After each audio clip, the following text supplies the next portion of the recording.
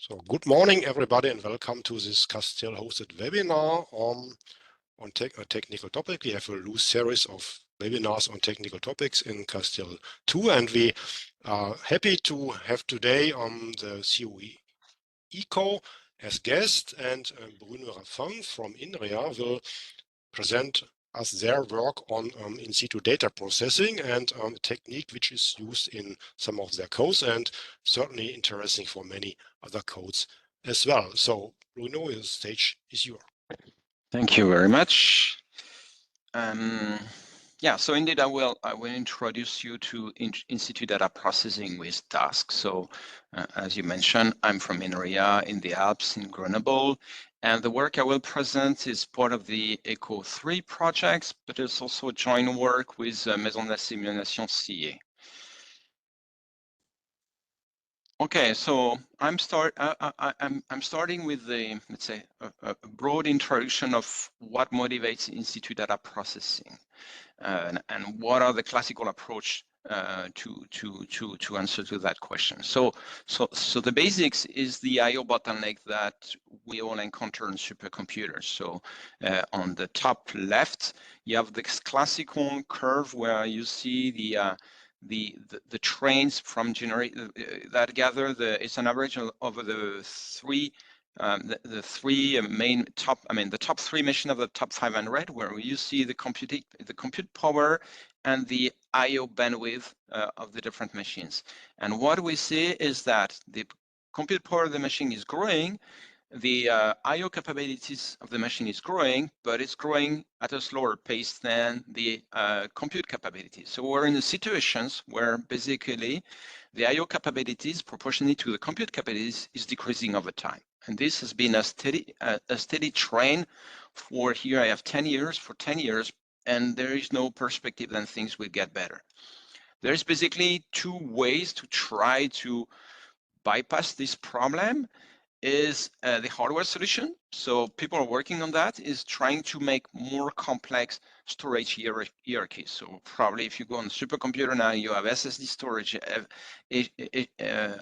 regular disk storage, maybe you have some burst buffers, etc. So they're making the storage architecture very kind of complex. That's one way to address the problems. I'm not gonna talk about this one. And the other approach would be a software approach, is to say, well, I have these I/O problems. So basically what happens is that when I run my simulation and I look how much time, what did my simulation during the run, there is a growing fraction of the time that is spent doing I/O. And this fraction of the time can be very significant. That could be 50% of your time. So in that situation, this is catastrophic in the sense that your efficiency of your code is like really low. Okay, so one way to avoid that is to say, can I just avoid doing I/Os? So here I have a graph of the standard like workflow process that, you prepare your simulations, you submit it to the batch caller on the supercomputer. At some time, this batch caller decide when and where your code get executed. It get executed, you write the results on storage, and then you read back this data on storage and to do some post-hook analysis of the results. And maybe you're happy, maybe you're not happy. If you're not happy, maybe you make another experiment. So we have actually two I/O effects. We have one, the writing of the data from the large machine, from the execution to the storage, but also you have to consider that you have to read back from the storage and do the analysis. And usually when you do the analysis, you do that on a much more machine with a much more reduced level of parallelism. And so the idea of what has different names, but it covers to in situ data processing. So it's also, you can think about it's online data processing in situ. We hear sometimes in transit, or stream data processing, is to say we try to bypass that. So we try to avoid the storage and have execution of the simulation codes and directly hook into the execution code the data analysis. There will be storage at the end of the pipeline because, well, the results of the analysis needs to be written somewhere, but you hope then and the goal is to reduce the amount of data you actually store. Okay, that's the big idea. So how you do that? I'm skipping the very basics approach than most of simulation code probably already do. That consists is just in the simulation code, do some diagnostic, so do some analysis code, like you run the simulation, you stop at some point, you do an analysis of your results, then you move on. In situ processing wants to go to one step further and try to do that asynchronously. So there's this idea that the simulation runs for some time steps, then you're supposed to do I/O, then do some next iterations. The idea is to make a copy of the data, and on this copy of the data, once the copy is done, that the simulation can start again for processing the next simulation step. And in parallel, asynchronously, you do analytics.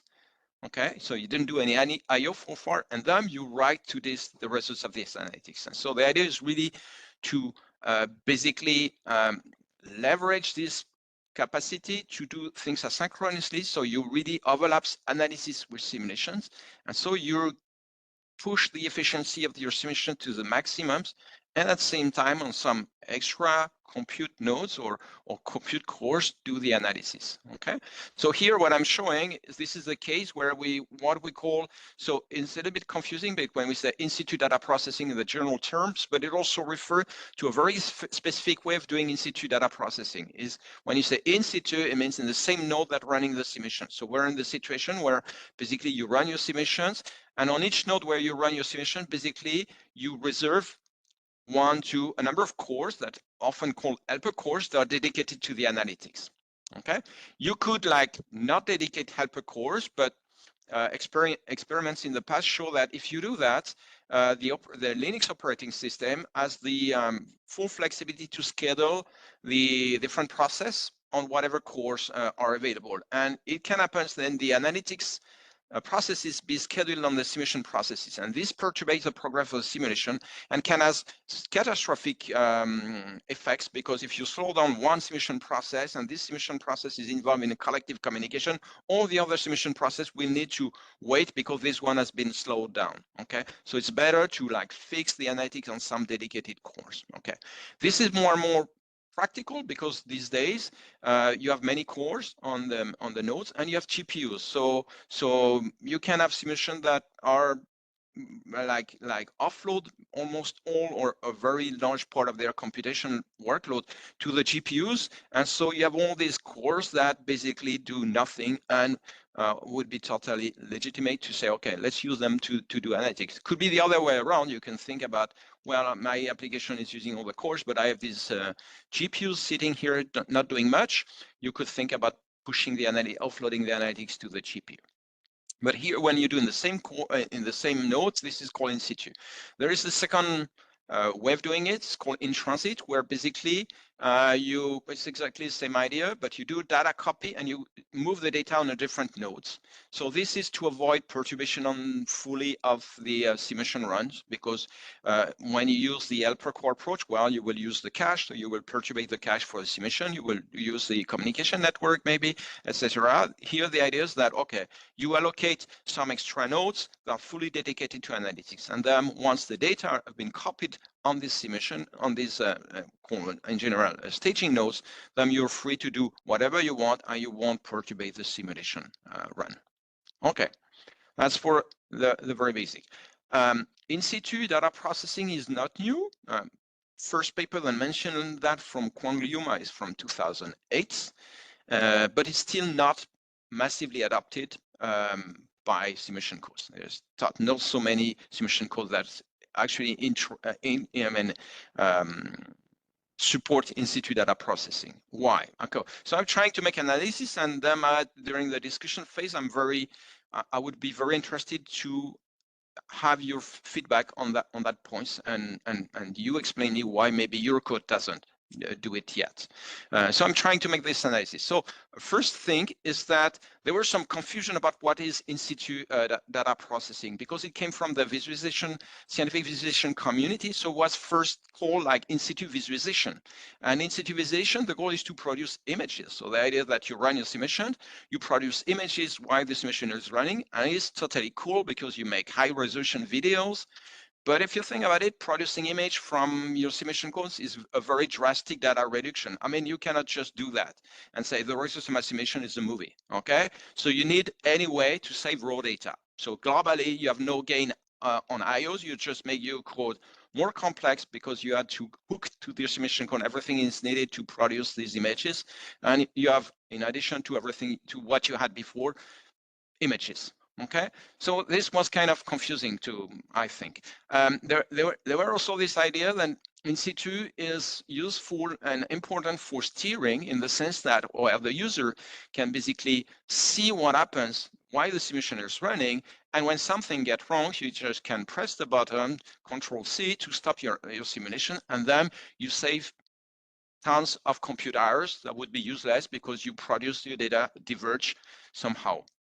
This is definitively very useful for the debugging phase, but when you're debugging, you want things to be lightweight and easy to deploy. So probably the best way is not to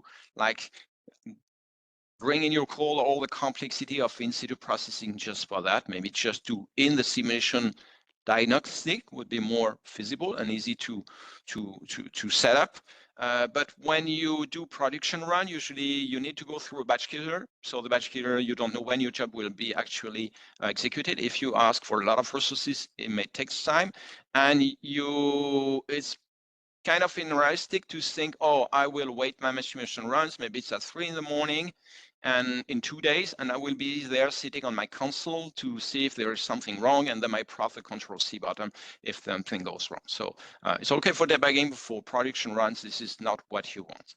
The goal of in-situ data processing is really to reduce data storage and I/O. So what people do in all codes, I've seen that many times, is that the way to cope with the I/O pressure and to reduce the I/O pressure is to say, oh, instead of saving every iteration of the data, I save 1/2, 1/10, 1/1000, 1/, whatever. Okay, it's easy, but it's not the best way to, let's say, leverage the storage budget you have. Okay, so you even see papers where people do these hero runs with a super large number of stores of processes, and when you look in the details, well, the I/O part is almost pushed down to 0. So I mean, it makes something that is almost useless. Okay, and what you want is to limit performance drop due to I/O. So the idea is to say, I couple to my simulations tools that enables to process the data to reduce this size, so I save less data on I/Os. And then I could also include in that some steering,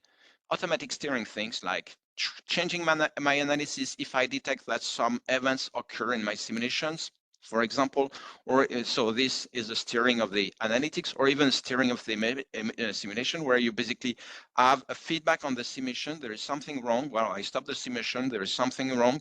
Well, I changed something in my simulation. But you want this to be totally automated, so you don't have to sit behind your terminal when your simulation is running. Okay, there is second slide about why in situ is not massively adopted yet. There are tools that exist, though I mentioned here two, but they can be demanding. So for example, Damaris. What is Damaris? Is a way basically to automate. It's MPI-based approach. So when you set up Damaris, it works very nicely. You get your MPI context for your simulation. While it creates a secondary, it split the communicator in two communicators. You have a communicator for the simulation, the communicator for the in-situ data processing. You can like allocate in-situ or in-transit cores for that, and then it helps you to pass the data from the simulation to these MPI processes dedicated to the analysis. But then you are on your own, or you need to use adequate tools. You need to parallelize the data reduction algorithms. Okay, and this can be a demanding task. Catalyst is different. It comes from the in-situ visualization part. Catalyst is the library that enables you to basically hook to your simulation call VTK and the peer-review classical scientific visualization tools. Okay, so it works very nicely. You also benefit from some parallelizations that are already available. So Catalyst is based, and there is a Catalyst 2 that has been developed by Kitware Europe that is based on ADIOS for transmitting the data in particular. And you can benefit. What do I say? Okay, I lost a little bit track, but the idea is that in VTK you have already some algorithm that has been parallelized with MPI, so you can benefit from the parallelization of this algorithm. But this is, again, in situ visualization or in situ analytics, but based on this like visualization way of looking about the data analysis. You also, and I think this is the strongest point about in situ processing, that is, let's say, refraining people to deploy that on their code, is that you need to define the data reduction workflow before running the job. Once this is set up, you run your jobs, and happen what it happens, you cannot change after. When you save the data, you always have this security, the raw data, then after you can do whatever analysis you do, you don't have to rerun your job, okay? That makes sense, but as I explained in the very beginning, when the scale of your runs grows, it becomes non-optional. I mean, you don't have the choice, basically. If you have this option, you will using saving every X iteration will be a too naive approach for leveraging efficiently your IO budget. You need to go for something smarter, and this is what in situ data processing is providing. So it's for large runs, okay? And then there's another idea that usually comes, is that, well, but it's expensive to rerun my job. In the case where basically maybe I missed something, well, you have to do the math, because it's actually not true versus compute. I have here some numbers from the compute center in France, where you have the cost that includes the operating cost, buying the equipment, air conditioning, support around the computer center. So it's a global cost, and you see that a terabyte is about 59 euros of storage. And when you start to do the computation, we did from some applications where you realize that recomputing may be competitive with storing the data, okay? On top of that, when you do the storing, you also have to say, oh, you store once. I mean, you write, but also you have to read. And when you read, you also involve some computer resources as well. And I also try to investigate is the carbon impact of all of this. I would say then computing has a higher carbon impact than storage, but it's difficult to get real, correct numbers. It's very confusing. I didn't manage to have a number where I was convinced, okay, I did the right computations, and I can truly say, yeah, okay, you need to go for storage more than recomputing. But anyway, if you do well your data reduction workflow, you should not have to rerun your job. Okay, so I'm moving to the approach we propose. Here, the direction we took with the Maison de la Simulation CA is to make in-situ data processing more accessible by trading some preference for higher programming productivity. So the rationale behind that is to say, okay, if we use the classical HPC way of programming, that means MPI-based solutions, this is fine, but this is for experts. I mean, parallelizing a code with MPI is hard, you all know that, takes times. And when you do, and it's quite specific to analysis, when you want to do the analysis, you want something that is much more flexible. You want something that is easy to update, easy to change, because, well, you have one applications, one simulator solver, but depending on the context of usage, you may need to develop different analytics. And so you want something that doesn't have necessarily a super high level of expertise on HPC computing to be able to, let's say, change the analysis workflow, maybe developed a parallelization for algorithms that has not been implemented yet. This happens in the past through the big data map reduce. So people from big data processing say, well, we don't take MPI for doing massive text or data from the web analysis. We develop a new framework, and it's based on MapReduce. So the one that is very much used these days is Spark, for example. So we really offer a way to do the parallelization that is high level and hides a lot of details. But we also, by doing that, we also kind of limit the expression of parallelism. Okay, so this is the idea of MapReduce. You just have two basics operation, map a local operation, and a reduction on a distributed data set that is distributed on different nodes. And you don't really control how this data is split, how it's distributed on the different nodes. Some people did try to use that for scientific data processing, but it's really not well adapted, and the performance are really not good. So I think Spark is very much used for, let's say, web data, but not for scientific data processing. I mean, we don't see it much running on supercomputers. And there is a way in the middle that has been emerging is to say not MPI too low level, not MapReduce too high level, performance too low, is to do distributed task programming. So when I will come back a little bit to the more details that the idea is that you still have to do the you have a programming level that is more expressive than MapReduce, more flexible, but not as difficult as MPI, because basically when you do task programming, you don't have to worry about where and when the tasks are going to be executed. The runtime, the scheduler of the system will take care of that. So you still have to express potential parallelism in your code, but you don't have to map it to the resources. What you have to do to MPI. When you do MPI, you say, okay, the data they need to be on that process. They might need to do some communication to exchanges in between process, etc. You need to be very explicit where the data is and where the computation is are. Okay. Sorry. All right. I move on. Distributed task with Python. Some frameworks that do that. Two that are quite successful are DASK. There's a very strong community. It targets scientific data processing, and he has an interface. I mean, they did the efforts of proposing a prioritization of the classical NumPy array processing and data frame processing from Panda data frames. So as a user, you can use standard NumPy operation or Panda operation on data frames, and then below the hood, you have a prioritization of these operations. Okay, it's fully Python-based approach. That's very successful for that.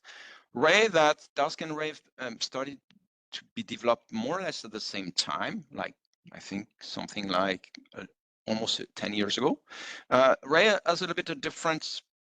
There is this concept of task. There is some differences between DASK and Ray, but from a general point of view, Ray is more attached to the AI community and has a very strong presence in the AI community. Basically, when you think AI, the first tool that comes are JAX, PyTorch, TensorFlow, and quickly after you hear about Ray. Okay, it's very versatile because it combines tasks and actors, and we'll come back to that later. And there is support for prioritization of, well, AI stuff like reinforcement learning. You have RLLib, that is Ray reinforcement learning library on top of Ray. Hyperparameter search, RayTune. You want to do parallel multi-GPU training. You have something for that, etc., etc., etc. Okay, and you have others, I would say more academic developments, Parcel in the US, PyComp at Barcelona Supercomputer, etc., that explore this concept of distributed tasks with Python developing workflows, like the one we're considering here. Okay, looking at DASK, that is the simplest model. How it works is basically you write a code in the client that is on the left. Once this code that describe potential parallelism, I will give you example after. Once this, you define your task graph, basically, it's been serialized, sent to another process that is called the scheduler, okay? The scheduler analyzes this graph, can do some graph optimization, and start dispatching the tasks to the different workers that are under its control. These workers are distributed on different nodes on a supercomputer, so it's really distributed task model. And the scheduler basically, okay, detect the tasks that are ready to be executed because all the dependencies have been resolved and send it to the workers. It can try to do some optimization saying, okay, I want to minimize data movements. I want to do load balancing in between my workers. This is the job of the scheduler, something that the user through the client doesn't see and doesn't have to do. Okay, an example of programming with DASK. On the left, you have a very super simple Python function call, like to increase the value of x by 1, and you make a call on that functions. How you turn that into a task? Well, you keep your function like it was, and then you call, it's the line where you say a equal dash delayed inc3. What do you say? You say how it becomes a task. So it becomes something that will be executed at some point. So you see, you just add dash delay and you call the inc function with the input argument 3. Okay, and then you say, okay, I ask for the computation of that task. So you say client.compute A. Okay, doesn't mean that your task has been executed so far, your function has been executed. So what you receive from that call is a future. So basically it's a pointer to the future results of this computation that didn't happen yet. Okay, then when you do compute A, you basically serialize the function, the task graph, send it to the scheduler distribute that to workers and give the results. You can wait to get the results by waiting on the future. Then you get the results and you print the results. Okay, so you get an asynchronous execution on some distributed resources of your function. That's the basics. You can make it more complex. So here now I have 3 functions, and then I have an input array, and I feed an output array by calling a series of operation by I increment x by increment x, I double x, and I make the addition of the A and B results. And this, I append the results to my output list. And I do that for every component of my data inputs. And then I make a sum of the output of all the elements of the array. Okay. I do how I turn that into tasks. Not very complicated. I just use this DASK delay we saw before. Okay, and I ask for the execution of this this task graph. Here, my task graph is much more complex. You can ask to visualize it, and you get this graph that you see on the bottom right. Okay, so you see you have an expression of periodization because things without dependencies that are like on the same horizontal bar can be executed in parallel. So you see then you can have the add operation perform as soon as you did the increment and the doubling of one value. You see that you can imagine that the progress of the task graph can be done very asynchronously, given that you respect the data dependencies. And this is what the scheduler is taking care of. And the tasks are distributed on the different workers. Okay, so it's the way it works again. You submit your task graph, then this being serialized and sent to the scheduler. The scheduler wants look at, okay, this is an addition on X and Y, so it looks that X and Y become available because the X and Y may be the results of previously executed task. Select a worker to execute the task. And it looks to minimize data movement. So it will look for worker that already holds X and Y. Maybe X and Y are not stored in the same worker memory. So you will, okay, let's say I add XY in worker 1 because I have Y, but X is not local. So then I will also trigger the data movement of from X that is on worker N to worker 1 and do the operation and store the result locally. But from the user perspective, you don't have to program these data communications. It's all automatic, okay? Again, and it's where you save in terms of programming efforts. You don't have to do that. Okay, what about large data? Well, you don't want to move data from the clients to all the workers. You can do that through what they call a scatter operations, where the client can directly push data to the workers. That's something we will use for doing in situ data processing. But the traditional way is rather to load directly from the worker from a parallel file system the data. This is, and for that, DASK has an abstraction that's called DASK array. So DASK array is basically a distributed data structure that is a specific list of NumPy arrays. You can think about a list of a NumPy array, but you manipulate it from the DASK interface as a classical NumPy array, a little bit like the distributed the Spark data structures. Okay. And the success of DASK comes from the availability of such high-level interface that masks to users most of the burden of code periodization. So again, and I will give you an example, you can call the classical NumPy operation on this DASK array that is actually distributed, and the operation will be distributed on this on different workers. You don't see it from a user perspective. Here's an example. So basically, you load a file from HDF5, okay? The important line is, oops, sorry, I was too fast, is the bold one here in the middle.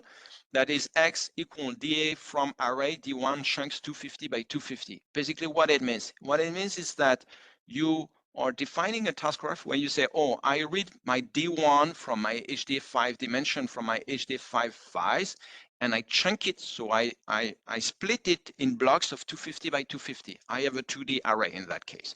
And from that, I build a distributed DASK array that is called X. And then this is the next line. What I do, I call an operation on this NumPy array. I say, let's sum all the elements of the array. Simple. This is your task graph. Then you ask for the execution of your task graph, look at the progress, get the results. But basically what is important is by making these two operations like read my data by chunks and then make a sum, basically what you basically define implicitly is the task graph that you have on the top right. Okay, that is quite complex, but because some people, I mean developers, basically parallelize the sum operation on top of the DASK array, and then you leverage all the mechanics that you have in DASK for scaling that graph, deciding when tasks can be executed, deciding where tasks need to be mapped on different workers to minimize data movement, do load balancing, etc., etc. And that's the power of DASK. So what we did, we say, okay, now we come back to the in situ problematic, okay, to say, well, what we would like is to enable users to express their data analysis using DASK arrays or using DASK. Because as we mentioned, our motivation is to lower the cost of doing this data analysis, offering something more simple. And NumPy is the interface, the programming environment that everybody almost knows. And here, okay, we have a simulation that can be massively parallel, so we need something that scales. So DASK offers this capability to, through DASK arrays, to have this extended NumPy API on a distributed array that can be very large. Okay, but you have two very different programming models that you have to couple. On one side, you have a simulation that is basically MPI based, and you have these on the left side, you have DASK that is task-based with the scaler and workers are very different. So how we did it? Basically, without getting into many technical details, if you have questions, we can go through that through more technical points. But the idea that you remember, I mentioned the idea of scatter. You can have a client, so a Python script that send the data directly to worker without going through the scatter. So that's what we use. We turn every single MPI process of the simulation as a DASK client. And at some point in the simulation, you remember when you say, oh, you have to copy the data at some point. Well, when you have to do the copy, basically, you make a copy of the data and you ship it to one of the workers. We do a round robin distribution of the data from the different processes to the different workers. When this is done for one given iteration, we notify the scheduler. On the client side, you have the users that define the analysis of what it wants to do on the data produced by the simulations. This is shipped to the scheduler, and the scheduler is looking about the availability of the data, and as soon as one time step, the next time step is available, it will trigger the execution of the related task on the different workers, okay?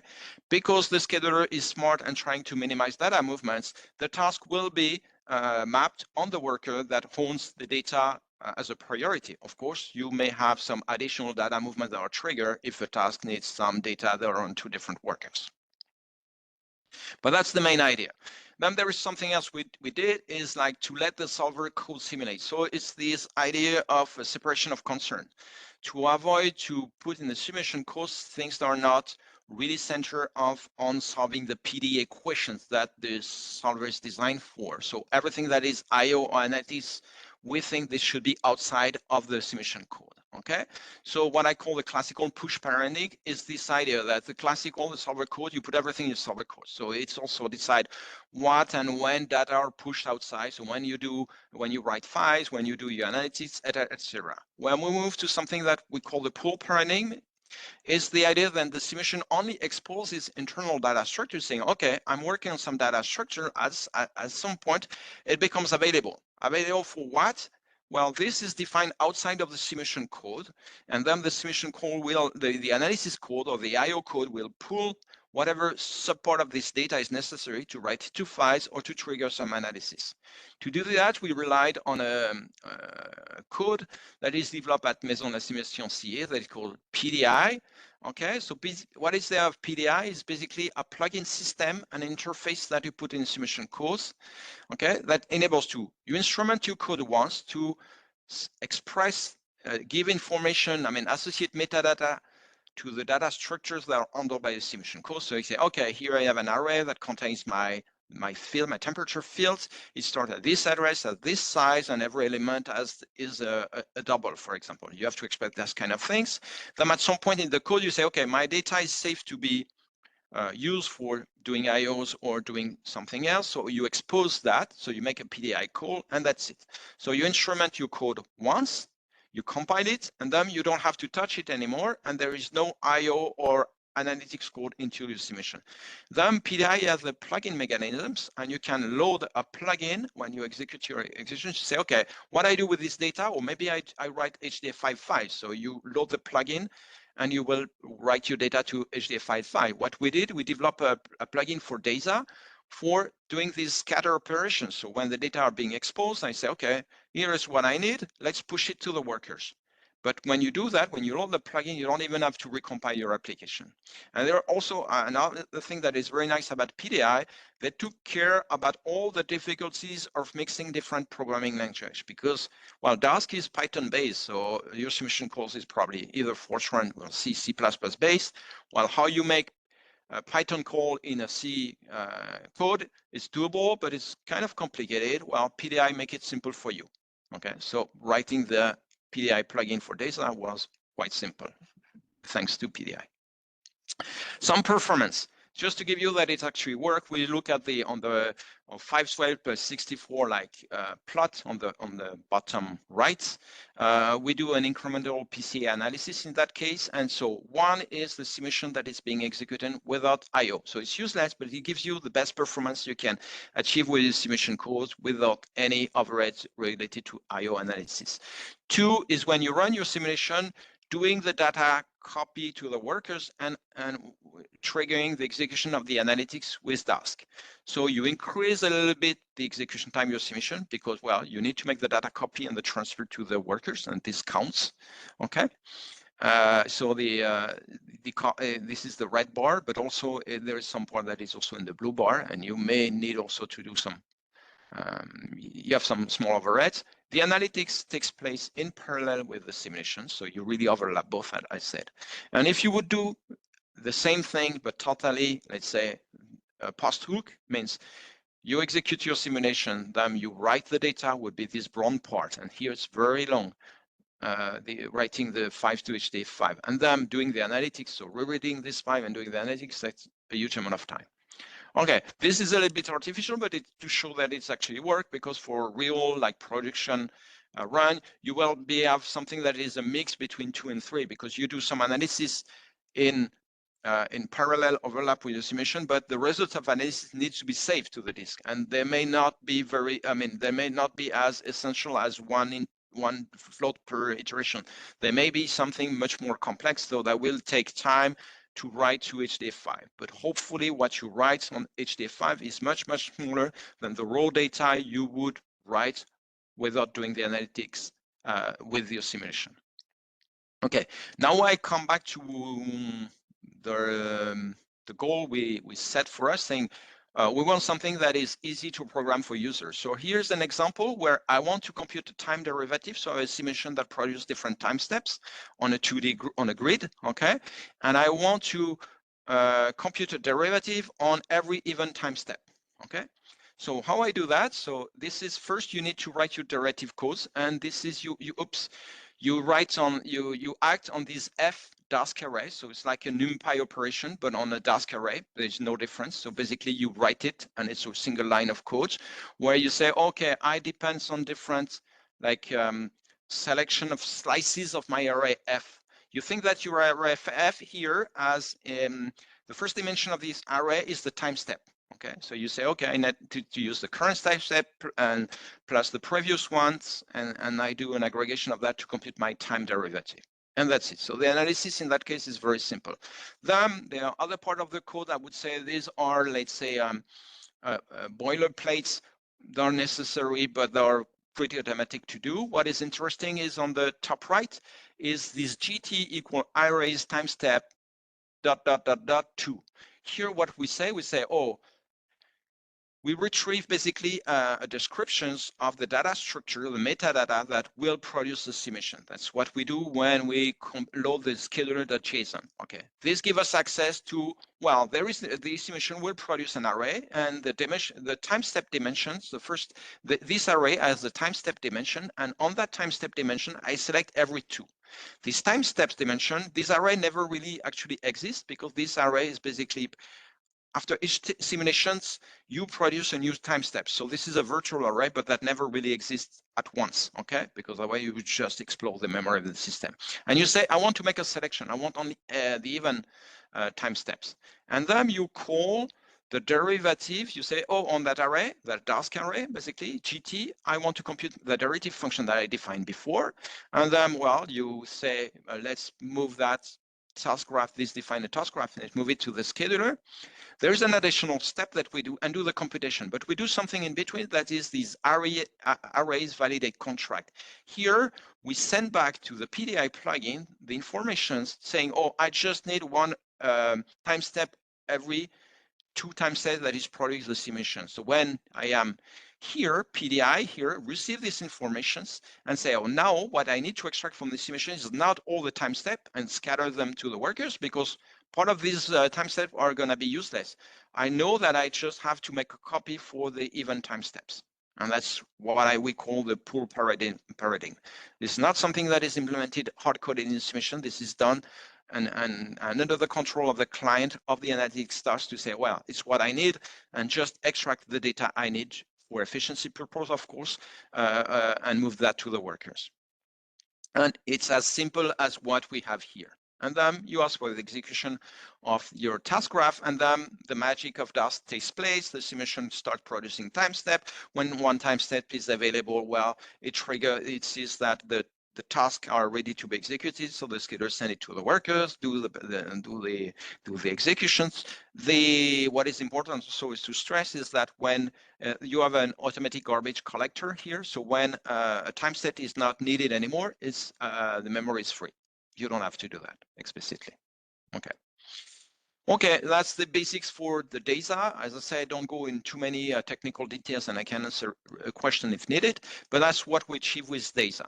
This ability to couple to an existing MPI-based simulation, the DASK environments, create from the data produced by these MPI simulation DASK arrays, and define analysis on this DASK array, and rely on the DASK scheduler, and there is some adaptation that we needed to do, so the computation or trigger when the timestamp become available, etc., etc. I mentioned in my introductions that there were two big tools, two big players in this world of distributed task programming environment. It was DASK and Ray. So I come now to Ray.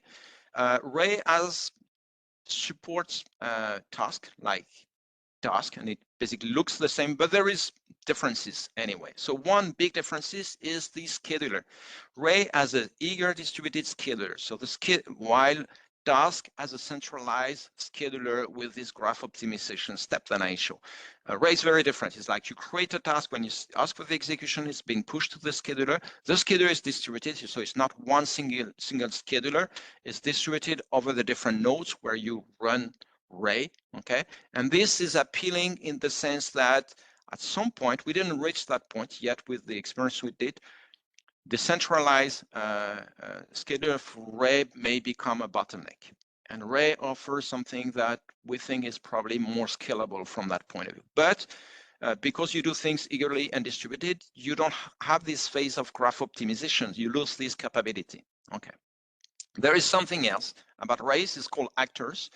That exists also in DASK, but it's not as nicely integrated with tasks than in DASK. So Ray actors are really very interoperable with task, and these Ray actors are key in the success of Ray. For the point that I put below is like Ray supports the mammoth in the rooms AI, okay? And when you want to do AI, these are stateful computations, you need actors.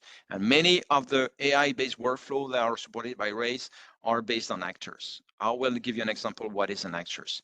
There is a difference with DASK, no direct prioritization of NumPy that is provided by Ray. Ray is a little bit lower level than DASK and counts on third-party implementation to provide this kind of things. So there is something called Modin, for example, that provide Panda, parallelized Panda API on top of Ray, but it works also on top of DASK. They are starting to work with on NumPy, for example. So you have several of that, like scikit-learn, for example. Well, you have a prioritization of scikit-learn on top of Ray, can be also be done on top of DASK. but there's no direct support of NumPy like through the DASK array that you have. But there's something nice that has been developed some years ago. It's called DASK on array that enables to execute a DASK code like without touching almost anything. And instead of producing DASK tasks, it produces array tasks. So it's called DASK on array. So you can execute your DASK array based code directly on array. Okay, so that's something we're looking at and very closely, and we're in the process of, so we developed like two variations of our framework data, one that is fully based, purely based on DASK, one that is using DASK on array. We also have a version that is pure array, and we are making comparisons, performance comparison. But let's, to give you a sense what an array actor is basically something, the idea is very simple. So it's when you need stateful computations. That means you need to, a task execute, so you give the input to the task is pure in the sense that it's a closure, in the sense that you need to give all arguments that the task need to execute it, to be executed, no side effects. And then when your task is done, you have the results and everything else is deallocated, right? So you cannot maintain states, okay, explicitly. The reactor is basically say, okay, I need to, a concept vector to maintain a state from one iteration, from one call execution of a task to the next one. Let's rely on the class, Python class concept to do that. So basically, here on the top left, you have a counter objects with an initialization method and an increment methods. And you see then, well, you define a value as a state of this object, okay? And you increase this value by 1 when there is a call to increment, okay? You just have to put array remote saying, okay, this is actually a remote class, so it becomes an actor. And then as you, similarly to the way you create a task, you can call counter.remote, and it creates a reference to an actor. So the an actor is basically the code of that class is going to be shipped to one worker, and this worker will be dedicated to running this task and only this actor and only this actor. And then you can make method calls on that actor, so it's remote procedure calls. So you can say, okay, on the actor counter, call the increment functions remotely. What you get, like a classical task, is not the results of the execution of that task, because it will take, it's asynchronous, the execution. You get a future or reference to that objects, and then you can wait for the execution and retrieve the result associated to that object, and well, you can test that indeed you get the value 1. Okay, that's the actor. And so what you do when you do AI, you can say, okay, this is a neural network. You load the model of the neural networks on some GPU, and you wait from requests, for example, from the simulation to say, give me the value, I give you this input, what output you would provide me. That's the actor concept fits very nicely this kind of workflow. We think that in the context of in situ analytics, or in the context of the evolution of simulation codes, we're doing analytics, but the future will see a lot of AI for doing data analytics, so one way, but also two ways, to where the simulations produce something, ask something to the neural networks, and bring back the data. So for having a neural network working in inference modes, but also why not for doing some compression of the data, or why not for doing some training at the same time the simulation is producing data, so training on the data produced by the simulation. It's a very lively, there's a lot of works that go in all directions these days in this domain called often AI for science. Okay, concluding slide. So looking more specifically at ECHO 3, and this is in situ work, we target in 2 lighthouse codes that will be instrumented, are being instrumented. Actually, it's already partly done. Gisela and PowerFlow. Okay, we expect to do large run with in situ analytics enabled with this simulation. That will also enable us to see how much we gain for compared to using the classical way Gisela and PowerFlow do IOs. It will also enable us to probe the scalability capabilities of DASK and array at the scales that Gisela and PowerFlow are targeting. Okay. One thing that I mentioned very early is that, but I want to repeat it here because it's important, is that these applications, Gisela and PowerFlow, are making a lot of effort to offload most of their computation on the GPUs. both. Yesterday we had a Stefan talk about PowerFlow using Cocos. So GZI also relies on Cocos, PowerFlow of Cocos, but also has some direct CUDA codes. But today they basically, if they go on the NVIDIA super chip, they basically use the GPU, and you have like almost an Android, of course, that's doing almost nothing on the same node. So the idea is that, okay, here we can do analytics on there. Okay, and something like DASK can enable to do that. We just have to put the workers on these like idle cores. And yes, what I mentioned, we also want to do benchmarking and comparison between the pure DASK and DASK on array solutions. And that's my last presentation slide. So I'm open to any questions, any remark. Can be, as I said at the beginning, if you have some like you want to comment about, okay, why you think in situ is not in my code, what makes it difficult, why you think, what are the limitations that makes it difficult? It would be interesting. Thank you.